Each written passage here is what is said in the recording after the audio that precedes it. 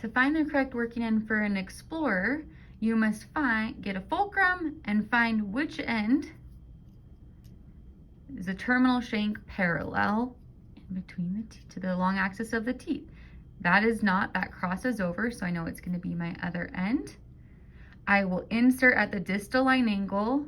I will roll my fingertips with overlapping strokes all the way interproximal to the contact.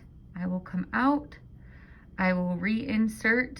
I will use my oblique strokes. I will roll. If you need to, come out, readjust your fingers so you can continue to roll. Molars are hard as they are a wider tooth. Roll with that 1/3 tip, constantly adapted, all the way up underneath the contact. Then you will do your horizontal strokes at the line angle, here and here. So let's do one more tooth. Insert at the distal line angle, roll, roll, roll, roll, roll all the way up to the contact, come out. We're going to do our oblique strokes, feel underneath the gums here, and we're going to, we're going to roll, roll, roll, roll as we get all the way up underneath the contact. Then we will tip down. I like to think handle horizontal so I can get the tip underneath the gums for those horizontal strokes. It always kind of gets blurry. My thumb gets in the way. Let me try that again for you. Distal line angle, mesial line angle. For anterior teeth, to find the correct working end with your explorer, the terminal shank tells you which way you're going to be more adapted. So if you get the handle parallel, the terminal shank will be pointing in the direction. You can tell it's going this direction. That is going to be, for me as a left-handed clinician, it is going to be all of my towards surfaces.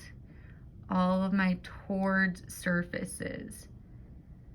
Okay, and then for my away surfaces, if I fulcrum on a canine and I get my handle straight, the terminal shank is shooting off this way, right? So the terminal shank is going to guide you where to go.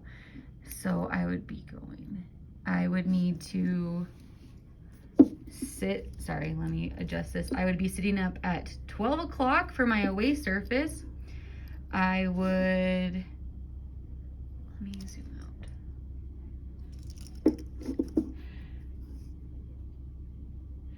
I would insert at the midline because that's what we do for anteriors, and I would roll, roll, roll, roll, roll, roll, roll.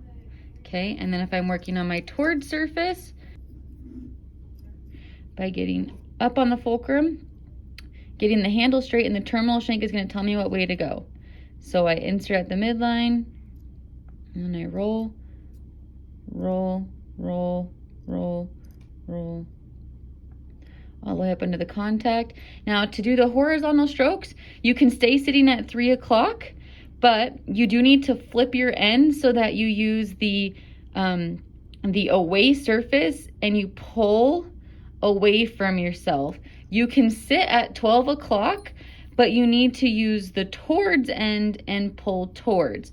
When you look at it, you can tell that the tip is adapted, and this is my towards end pulling towards me when I am a left-hand clinician sitting at 12, or if I'm a left-handed clinician, I want to sit at 9 o'clock, I would have my away surface and I would be pulling away from me. That way the tip is adapted into the gums. If I were to use the other end, you can see that the tip is not adapted.